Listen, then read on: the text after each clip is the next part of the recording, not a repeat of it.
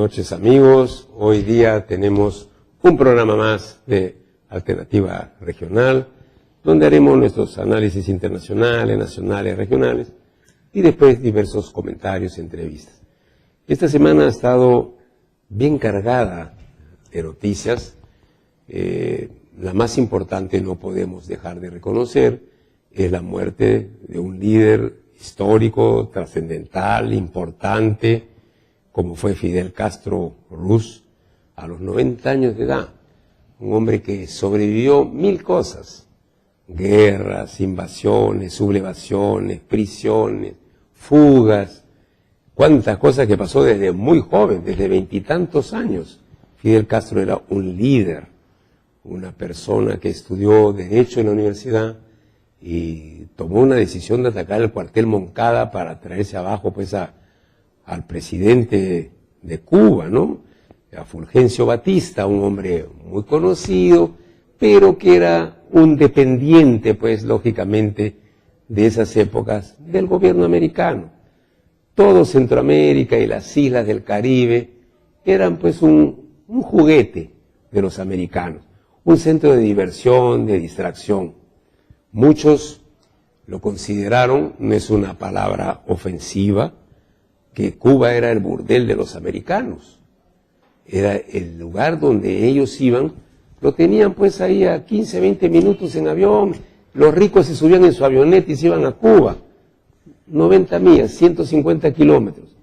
En una avioneta lo hacían en 15, 20 minutos, 30 minutos, por decirlo. Y otros iban en avión.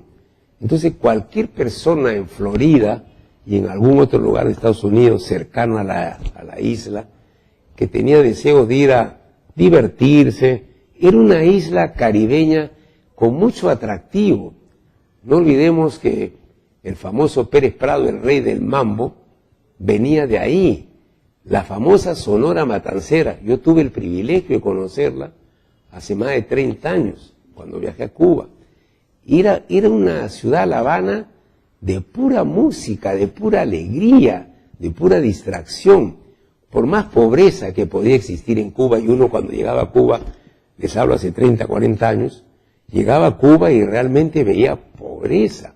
Ciudades totalmente grises, sucias, no diría cochinas, pero sin pintar, todas las paredes. Y les puedo asegurar que hasta ahora que veo algunas imágenes en televisión, todo así gris, descolorido, sin vida, sin pasión, sin alegría, sin color, como es lo que todos queremos ver en cualquier ciudad: ver vegetación, ver mar, ver un malecón limpio, ver unos hoteles agradables, ver pues una ciudad turística. Cuba fue, La Habana, una ciudad turística, pero por decenas de años. La gente iba a Cuba por ir a los nightclubs, por ir a las discotecas, por ir a ver las bellas mujeres. Era el fin de semana de distracción de los americanos. Claro, los americanos ricos que tenían yate, helicóptero, avioneta, Learjet, iban y venían como paseando el viernes y regresaban el domingo en la tarde. Era pues el burdel de los americanos. Así se llamó siempre a La Habana. Prácticamente todo Centroamérica y las islas del Caribe eran eso. Ahora no lo son porque se han pulido. Yo he estado en casi todos los países de Centroamérica, los conozco muy bien. Y no los he hecho como turista, los he hecho como diputado y senador de la República, viajes oficiales. Yo he viajado con el presidente Alan García. Hemos visitado todos estos países de Centroamérica y el Caribe cuando yo era senador y el presidente, ¿no? Lo mismo lo he visitado cuando era diputado con el alcalde de Lima, Alfonso Barrantes.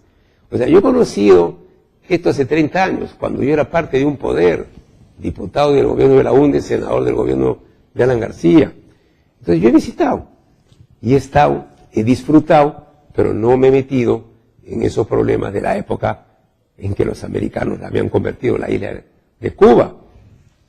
Pero hay una serie pues de connotaciones, ¿no? Fidel Castro es un líder auténtico, un líder real. Pero mucha gente no sabe que este líder era proamericano. Él estaba en contra de Fulgencio Batista, un tipo de bajísimo nivel, creo que había sido soldado, no sé qué actividad militar castrense había ocupado, y manejaba el país como si fuera una chacra, utilizando sus recursos, su riqueza del níquel, su riqueza de la caña, su riqueza del famoso ron cubano, su riqueza de sus famosos habanos. Ellos tenían 4 o 5 marcas de habanos pues, famosas en el mundo. El mejor tabaco y el mejor ron se daba en La Habana. Entonces ellos disfrutaban de esos placeres y esa era parte de la riqueza.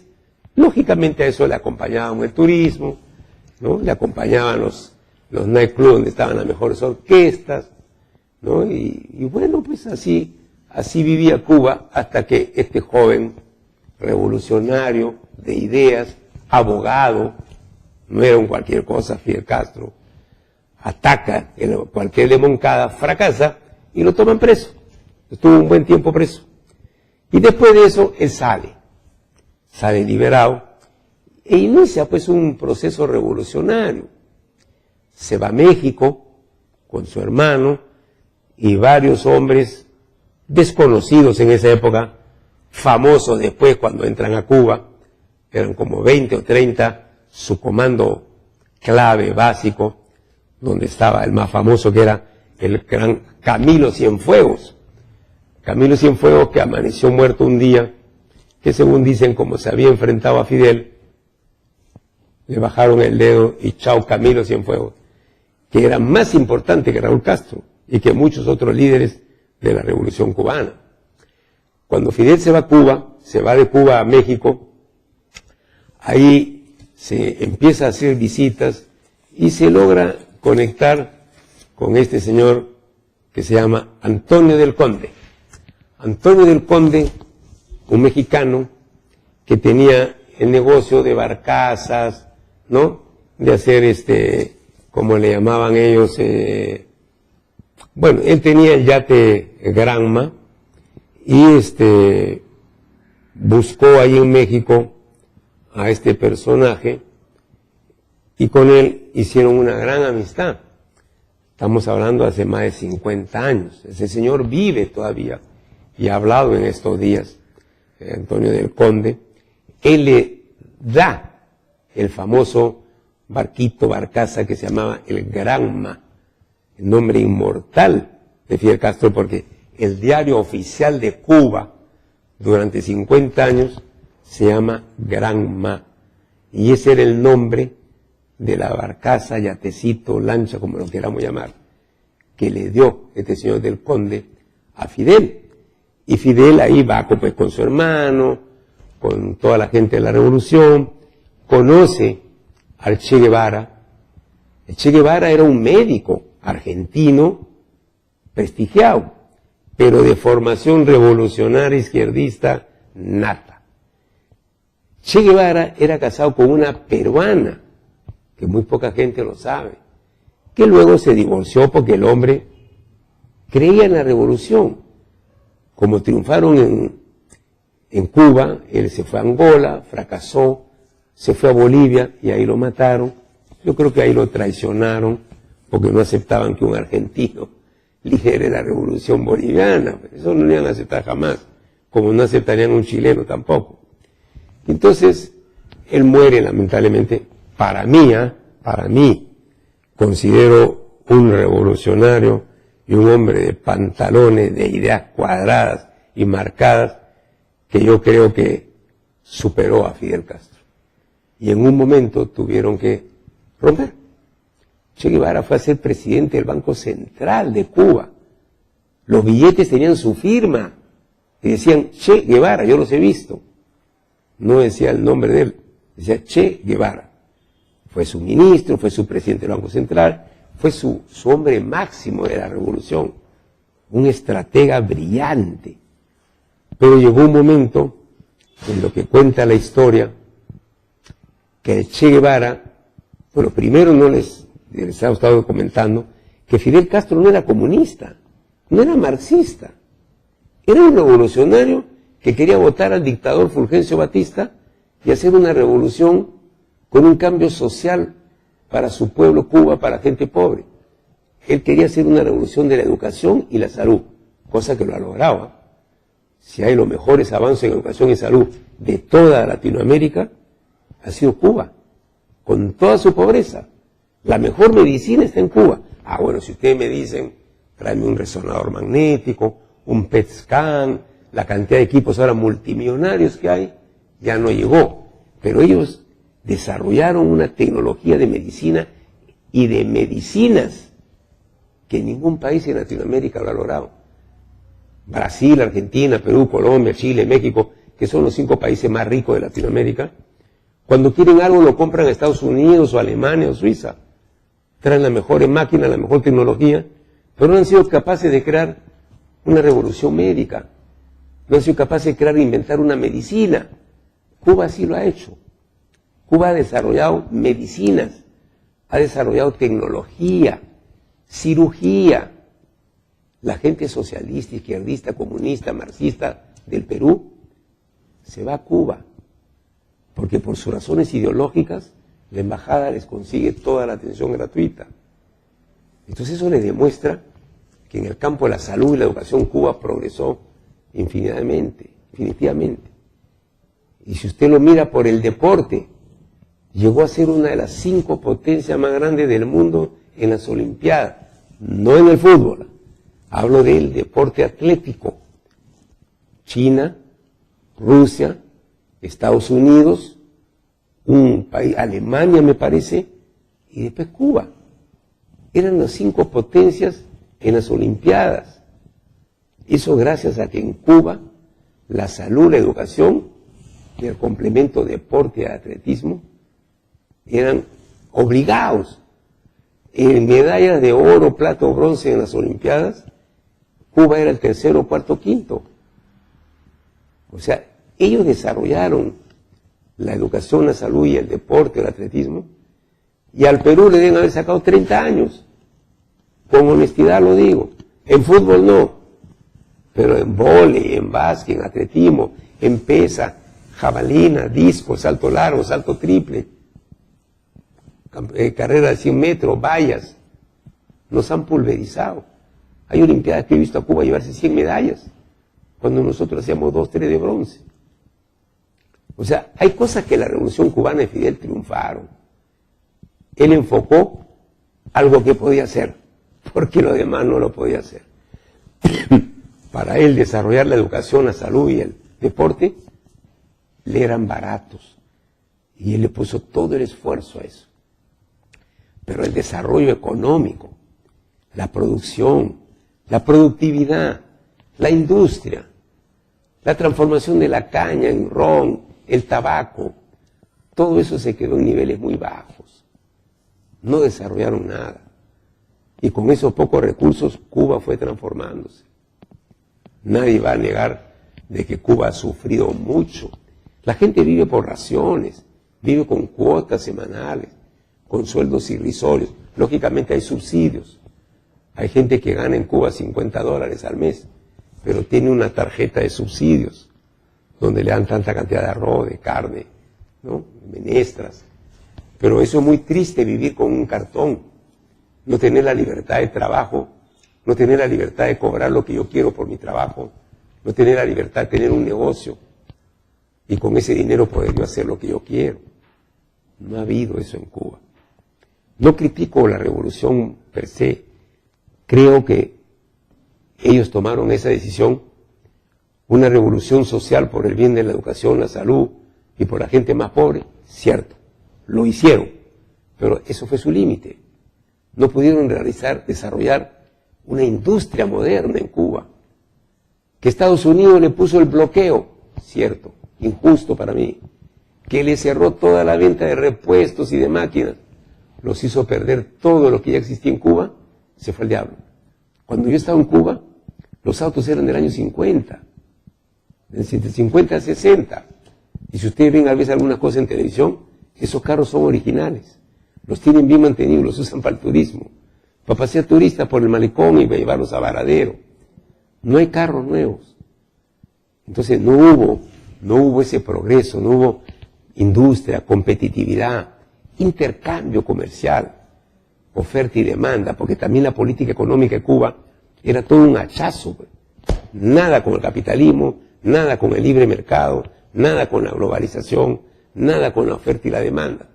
Mientras los demás países crecían con eso, Cuba decrecía y se ahogaba por no querer aperturarse, por el orgullo de decir, yo soy anti-yanqui, estoy contra los yanquis y todo. Pero Fidel había sido ayudado por los americanos. Quienes financian la campaña de Fidel son los americanos. Y cuando él va a México y toma el Granma y se regresa con su hermano, con Che Guevara y con Camilo Cienfuegos y todos los líderes máximos de Fidel, que ya murieron, ¿no? Quien le daba el billete eran los americanos. No sé si el Estado o los empresarios, pero todos apoyaban que este señor joven, inteligente, brillante, lo saque a Fulgencio Batista, que creo había sido un sargento, y se modernice Cuba. Pero parece que no lo terminaron de ayudar, o él se revela ante esa realidad de ver que su país era un burdel de los americanos, que todo era la Sonora Matancera, Pérez Prado, todo era canto, baile, trompeta, bongo y mambo.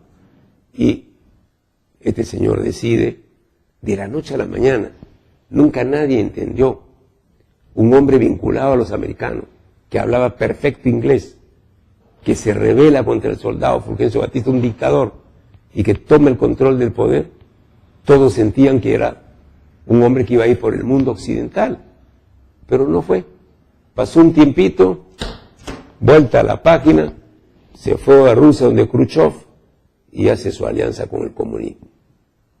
Pero mucha gente no sabe que esa alianza fue rechazada por el Che Guevara. El Che Guevara se volvió un tipo marxista, leninista, comunista, pero él era un marxista ideológico, un hombre que seguía la corriente de Marx, ¿no?, y de Lenin, pero nunca pensó que una revolución tenía que ser entregada, sometida, hipotecada, vendida a la Unión de Repúblicas Socialistas Soviéticas. La Rusia era socialista de esa época, que eran 8 o 9 países que se juntaron todos y los manejaba Rusia, pero le pusieron Unión de Repúblicas Socialistas Soviéticas, donde estaban toda Ucrania, ¿no?, todos estos países que ahora son pequeños pero en conjunto son grandes, y ellos pactan pues con Khrushchev, con Fidel Castro, y ahí se acabó todo lo que era relaciones con Estados Unidos, el apoyo americano, y Estados Unidos toma una decisión drástica, dura, ¿no?, y dice bloqueo económico. ¿Qué quería decir el bloqueo? El bloqueo quería decir que no te vendo un repuesto para todas tus máquinas de tu industria, tu minería, todos tus autos que tienes ahí, no hay repuestos. Te bloqueo económicamente, no hay bancos, no hay transferencias, no hay nada de mi tecnología que pueda servirte. No te vendo nada, no te compro. Ese bloqueo fue terrible para Cuba. Los resintió tanto a los cubanos, al gobierno de Castro, que radicalizaron su posición y se volvieron antinorteamericanos, pero a muerte. Nada con los yanquis. Cuba sí, yanquis no, decían gritando. Y la relación esa se fue deteriorando, y llegó un momento que ya el crack se había producido. Pero asimismo los norteamericanos tenían una isla, o sea, no una isla, un pedazo del territorio en la isla, llamado famosamente Guantánamo, que nos hace recordar la famosa canción que hasta hoy cantamos, Guantanamera, Guajira Guantanamera. Canción linda, que todos celebramos, cantamos, bailamos, pero los americanos se quedaron. Han sucedido muchas cosas. Yo he visto en este presidente Barack Obama tomar la iniciativa, acercarse a Cuba, romper esa situación de enfrentamiento, romper ese desequilibrio, ese tema emocional que ha hecho tanto daño a Cuba, y decirle, señores, vamos a empezar a trabajar de nuevo. Vamos a ver cómo devolvemos Guantánamo. Él quiere devolverlo, Barack Obama, Pero los congresistas no, porque con eso chantajean. Lo que pasa en todos los países, el chantaje de los políticos contra los gobiernos y los pueblos. Entonces lo tienen a Cuba en una situación así, pero Estados Unidos, Barack Obama, pisó la isla después de más de 50 años. Barack Obama ha mandado a su secretario de Estado, a su vicepresidente. Han empezado a aperturar. Si bien es cierto, no todo fácil, pero ya tienen un Western Union que manda la plata oficialmente. Ya hay tarjeta de crédito. Ya hay cruceros que van con miles de personas a hacer turismo a Cuba. Ya hay vuelos de avión diarios. Ya pues se aperturó. Poco a poco. Llegará un momento en que Cuba, a través de Raúl Castro, después de la muerte de Fidel, se reúna con Estados Unidos, cosa que ya han hecho en varias reuniones internacionales, y la especial la de Cuba, en la que no podemos dejar de reconocer y agradecer la intervención del Papa Francisco, reconocido por los dos, por Barack Obama y Raúl Castro, porque el Papa Francisco, con el gobierno cubano de Trudeau, canadiense, por lo bajo, y lo creo que Dinamarca, han ido armando todo este tinglado de acercar a Estados Unidos a Cuba. Y se produjo. Y se acercó a Estados Unidos. Nadie iba a imaginar que después de 55 años, un presidente americano y un afro presidente, haya ido a una isla que es afro también, y le haya dado la mano a Raúl Castro, y hayan tratado de dar un paso. No está resuelto el problema, pero las cosas en estos temas se dan por pasos, y en los pasos más importantes ya se han dado. Hay intervención del Papa, que tiene un peso moral muy grande, intervención de Canadá, que para Estados Unidos es el principal aliado, fronterizo, idiomático, cultural, y además se nota ya la presencia de Dinamarca como país europeo limando estas aferes.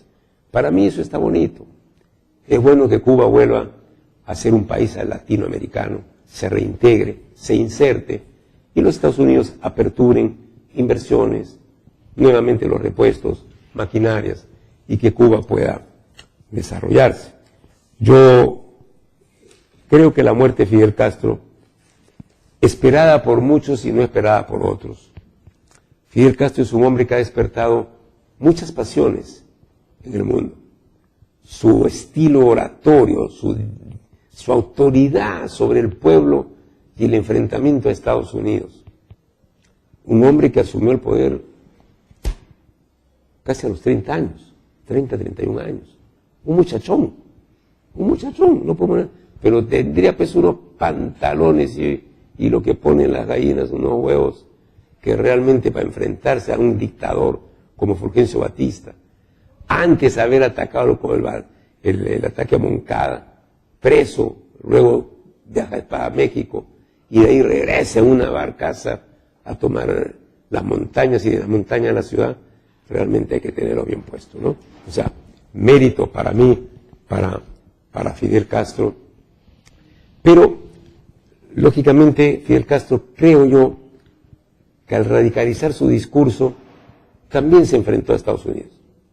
Fíjense que mientras él ha sido el gobernante de Cuba, 50 y tantos años, han pasado 11 presidentes en Estados Unidos. 11. Todos los conocemos los nombres, Eisenhower, Bush, el otro Bush, Clinton, Obama, antes de ellos ha estado Gerald Ford, Johnson, y así, bueno, eran 11 los presidentes que han estado en Estados Unidos. Ninguno pudo. Kennedy, que fue el primero que arranca el ataque y fracasa, el ataque a la isla. Entonces, este hombre ha logrado enfrentar y soportar ataques y cuestionamientos de 11 presidentes de Estados Unidos. Yo nunca he logrado entender, conociendo Estados Unidos y el poderío bélico, militar y económico que tiene, cómo nunca pudo derrumbar a Fidel Castro en más de 50 años. Lo único que yo pienso es que Estados Unidos no lo quiso hacer nunca.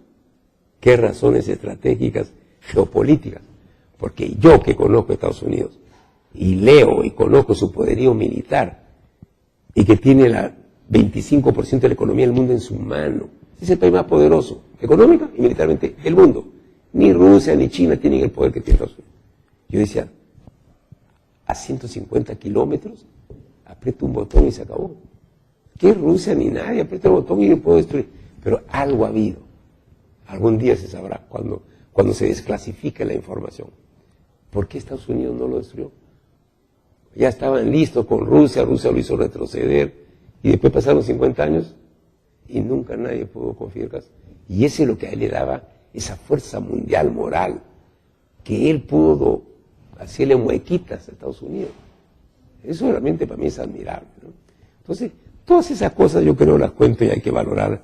Y finalmente yo les comento, ¿no? Yo tuve ese privilegio de conocerlo.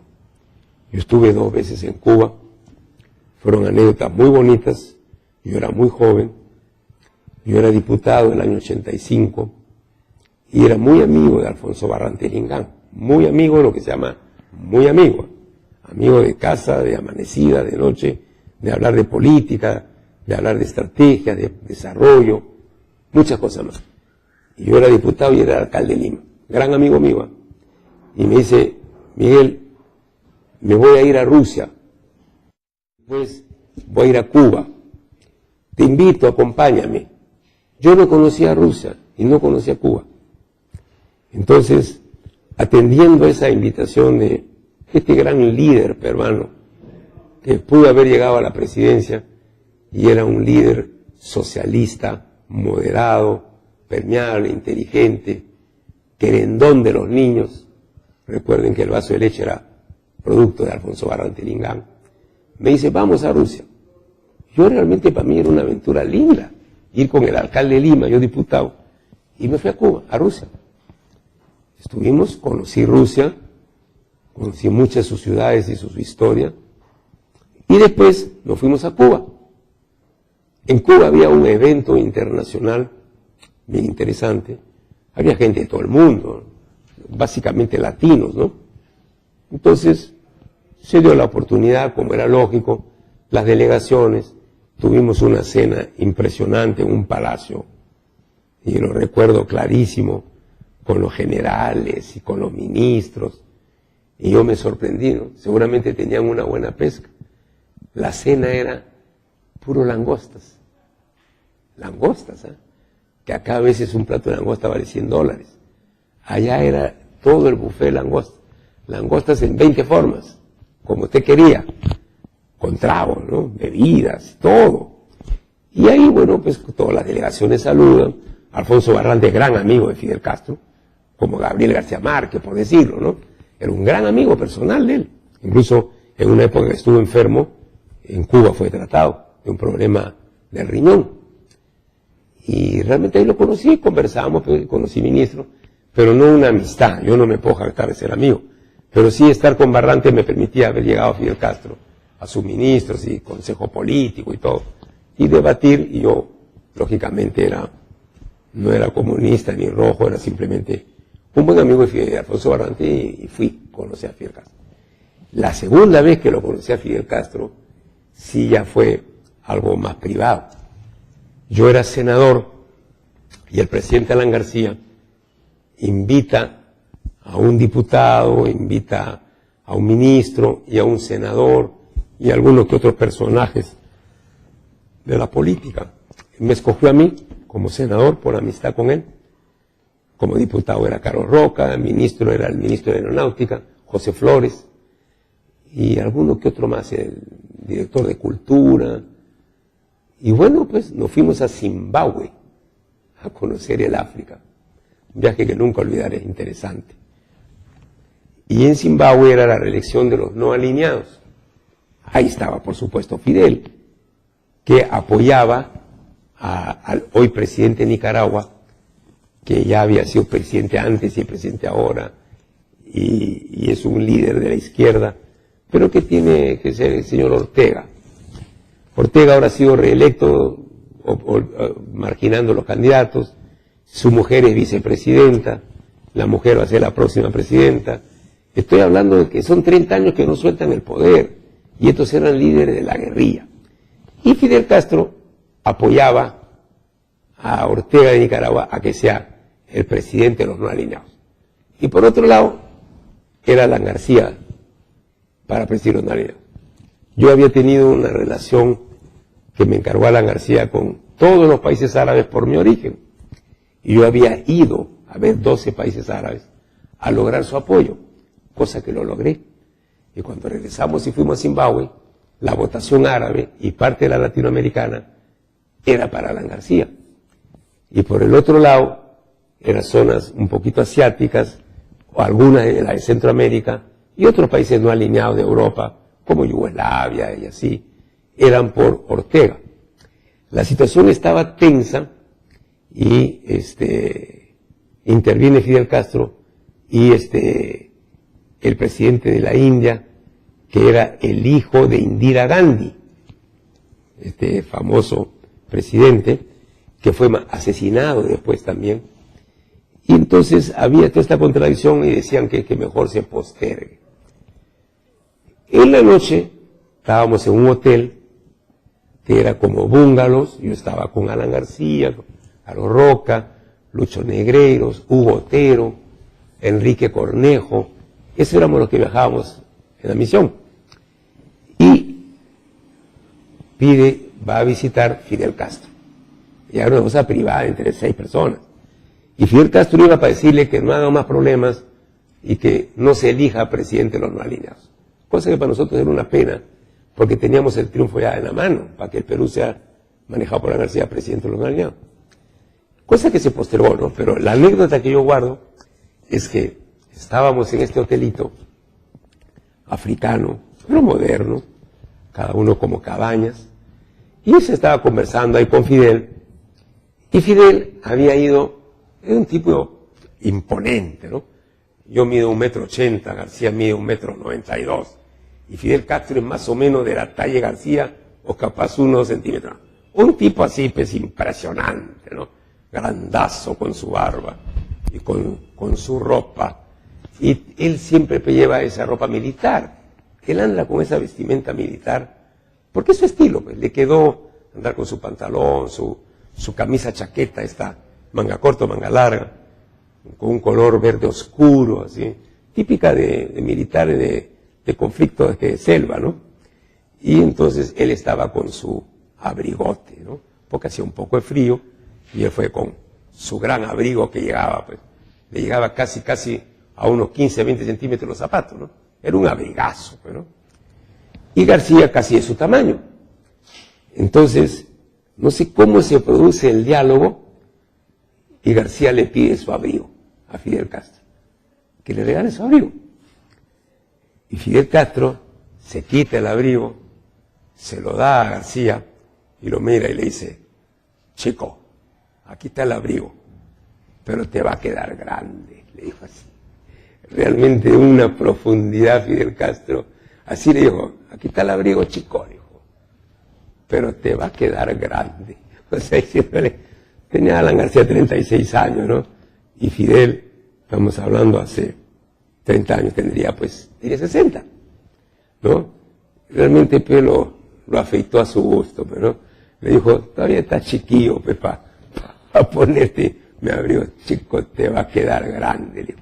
Realmente era un tipazo, ¿no? Yo no he sido amigo de él, sino he estado, por suerte del destino, con un privilegio en Cuba con Fidel Castro, con Alfonso Barrantes, y en Zimbabue, en el África, con Alan García.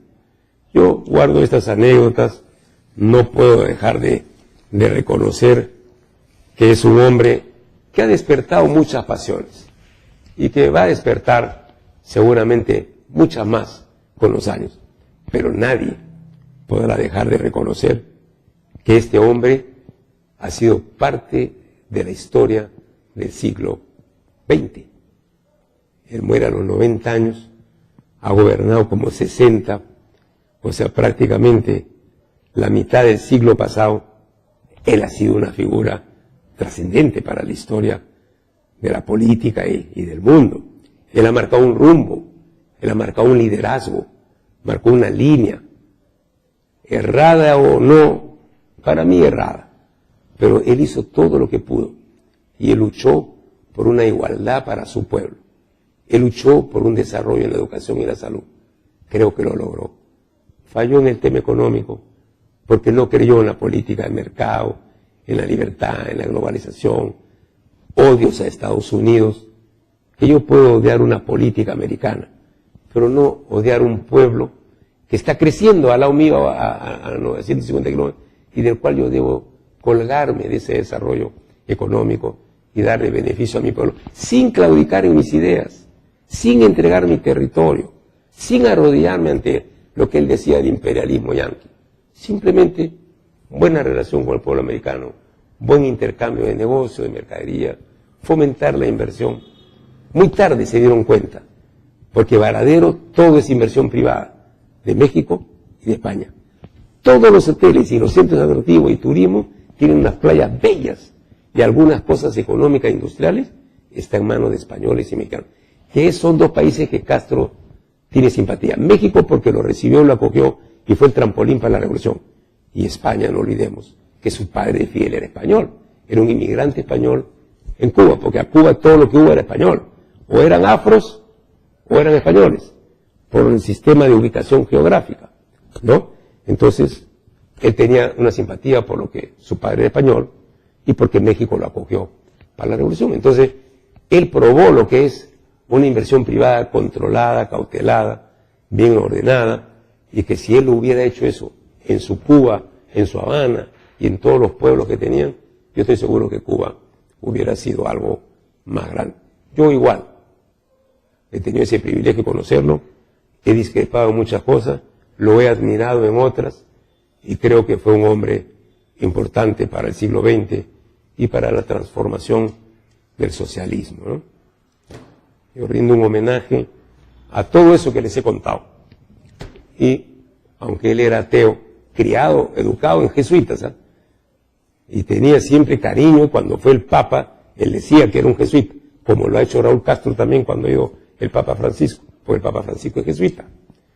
Pero ellos han considerado ateos, y lógicamente, creo que después de muerto igual, hay que decir que en paz descanse Fidel Castro, y que goce de la gloria del Señor. Estoy seguro que si el Señor lo recibió, Fidel Castro dejó de ser ateo.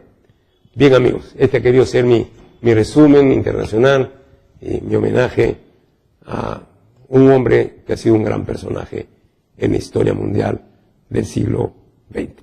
Vamos a una breve pausa y retornamos.